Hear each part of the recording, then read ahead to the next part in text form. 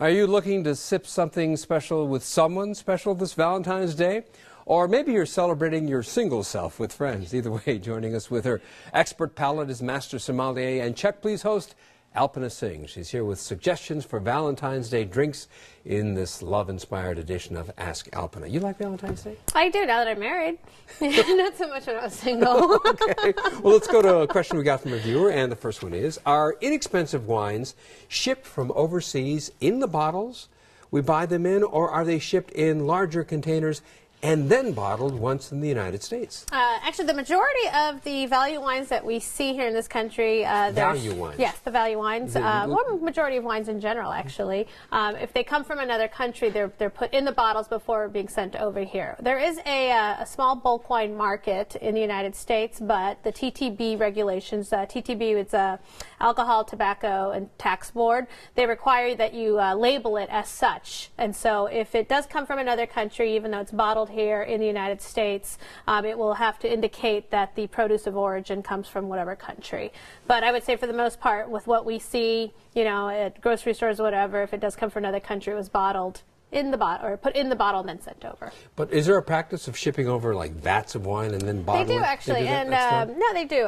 But the majority of what we see here is because you'll be labeled as such. Okay. Next question: a member of my family does not drink alcohol. Are there any non-alcoholic wines you recommend?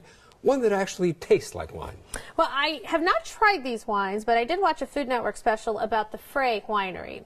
And what they do is they claim to have a process that preserves the flavor of wine. And so they make wine just as you normally would make wine, but they use what's called a spinning cone. And that is a much more gentle way to remove the alcohol from the wine, but yet it preserves the flavor of the actual, what you expect from an alcoholic version. And they actually refer to their product as not a non-alcoholic wine, but an alcohol-removed wine. An alcohol-removed wine. And so that sounds like quite a euphemism. Yeah, exactly. They have Pinot Grigio, I think, and then also there's a Merlot. But if you go to freywines.com, there's more information available on there. So. Why haven't you tried one? You know, that's probably a good question. I probably should, just so that I know, because it's not fair to people that even if they if they don't drink alcohol, they should still be able to enjoy, I guess. And it's nice that there's a product. To see to what extent they. Yeah, I should do a really blind tasting. Yeah. I should. I'll get back to you on that. Be a good blog topic. See that you do. All right. Now you have some Valentine's Day drink recommendations, and one of them is from Italy, and it comes in sort of a value price, I guess, $15. Tell me about this one. Well, this is Prosecco La Marca, and Valentine's does fall on Sunday. So those of you that want to have a special breakfast in bed, you can use this Prosecco, mix a little orange juice in and make a mimosa. But it's also versatile enough for you to have it as an evening cocktail. Add a little Chambord to this, and you have a Kir Royale, so to speak, but made with Prosecco. And it's a lovely pink color as well. But, I can't imagine having a Valentine's Day celebration without a little something sparkling. So that's why I decided to include this in their selection. Plus, Prosecco does come from near Verona, which of course is Romeo and Juliet, but hopefully your story doesn't end as tragically. I know it. Do you know anyone who has breakfast in bed? The crumb situation. I think it's one of those things that sheets, the pillows. That sounds much better than it really is, but it looks good in the movies. Yeah, well, everything's staged and everything, exactly. But breakfast in bed. I mean, you just got up, you haven't brushed your teeth. It just doesn't seem like a good idea. It does sound much better in theory, I guess. All right. The next wine comes from Canada. Tell me about this one. This is not a, quote, value wine. No, this is not value, but a little goes a long way. This is INNISKILLIN ICEWINE, and I was actually just recently in Canada, so it's fresh on my mind, and I went to the Niagara Peninsula. Of course, Niagara for honeymooners, so there's a romantic connection there. But this is dessert wine, and it's made from, you can actually make ice wine pretty much out of any grape, especially in Canada, but the most popular grapes that they use are Vidal, which is a hybrid grape. They actually also grow Vidal here in Illinois. Riesling, and also Cabernet Franc, but I tried Merlot, I tried Gewürztraminer, I tried a lot of different things when I was up there.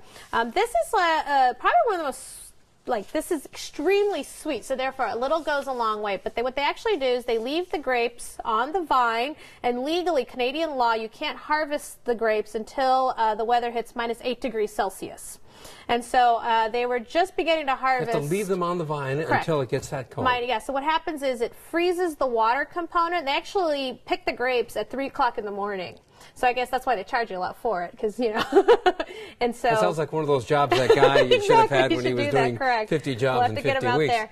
But they actually, what happens is the water freezes, and the reason why I have to harvest it at night is because by daytime it'll get warm enough where the water will melt. It'll dilute the juice, actually the syrupy component.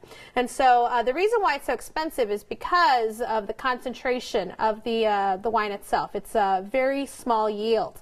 But what's interesting is the biggest problem in ice wine production are the birds. And literally, the birds, they have the starling birds that'll come out of nowhere and they'll pick at the grapes and they actually have to net the grape. It's really quite fantastic. The birds come out at 3 in the morning? Well, not 3 in the morning, but, you know, waiting for before the harvest, they'll come and, you know, they'll eat all the fruit because, you know, it's delicious. But ice wine is best served on its own. They're lovebirds if they're doing it at Valentine's Day. Ice wine it's sweet. It's really sweet. It's got this honey, apricot, you know, really intense, like the sweetest thing I've ever had, actually. But it's delicious. You can have it on its own, but it can also be used to make a cocktail. I actually had it served over vanilla ice cream, which is also quite tasty. You can actually even serve it with blue cheese. So a little goes a long way. If you like something sweet, I mean, this is really the wine for you. Okay, your last wine comes from New York, and this is fairly affordable, $8.49. Well, this is beer. So this is beer. yeah, we had this is then that's expensive. This is an outrage. Well, this is a Southern Tier Choklate. It's a chocolate stout, and what this is it's a type of beer that has a little chocolate in it. They actually use a little Belgian chocolate in it. Actual chocolate in the beer. Yeah, I'm not exactly sure how they get the chocolate in there, but in general, I find that, you know, people ask me, you know, do wines pair well with chocolate? Yeah, there's some wines that, you know, the sweet dessert wines, ports, things like that. But in many cases, beer is actually better pairing with chocolate, especially the porters and the stouts, because they have the similar flavor components of chocolate, cocoa beans, caramel, toffee, and so counterintuitive, isn't it? Because one thinks of chocolate with wine as opposed to chocolate and beer. No, and you know, there's also, you show up for Valentine's Day with the 6-pack of beer, that doesn't actually say love. Well, I know. I guess it depends on the brand of beer. But you know, a beer that, you know, yes. So here you can open one of these for me, would you? No, exactly. No, but this is specifically made to go with chocolate, and there's other too. I mean, this is just one of them. But Goose Island, the Bourbon County Stout, is particularly good with. There's a company out there that makes a bacon chocolate. So there's actually pieces of bacon in the chocolate. It's delicious. It's delicious. Is it really? It really is quite delicious. And then there's also Half Acre, another local brewing company. It's not available right now. A lot of times these beers are also quite seasonal, so they only make them during the winter season. But they also have sort of this darker beer that you could have that's really quite nice with chocolate. But yeah, so look for the porters and the stouts, but if you really are a chocolate fan, they actually put chocolate in this beer as well. I still can't get my head around bacon and beer. It sounds like a meal in a bottle. Bacon goes with everything, seriously, unless you're a vegetarian.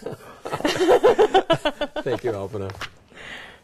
And for more on Alpana's recommendations, you can go to our website. You can also send your questions about wine and spirits or beer with bacon to Alpana, or questions about Chicago architecture, history, and trivia to Jeffrey Baird. Just go to WTTW.com/AskChicagoTonight. Also, feel free to ask by voicemail. Just call 773-509-5360. And be sure to catch the latest episode of Check Please this Friday night at 8 o'clock. And that's our show for this Tuesday night. I hope you join us tomorrow night live at 7. Former Governor Rod Blagojevich will be arraigned on a new indictment tomorrow. We'll bring you details. And we'll go behind the scenes at Second City's newest production, Rush Limbaugh, the Musical. We had planned to bring you a story about the Red Kite Project, the theater experience designed for children with autism, but we ran out of time. Sorry. But we will have that story for you sometime soon. Now, for all of us here at Chicago Tonight, I'm Phil Ponce, and I thank you for watching. Good night.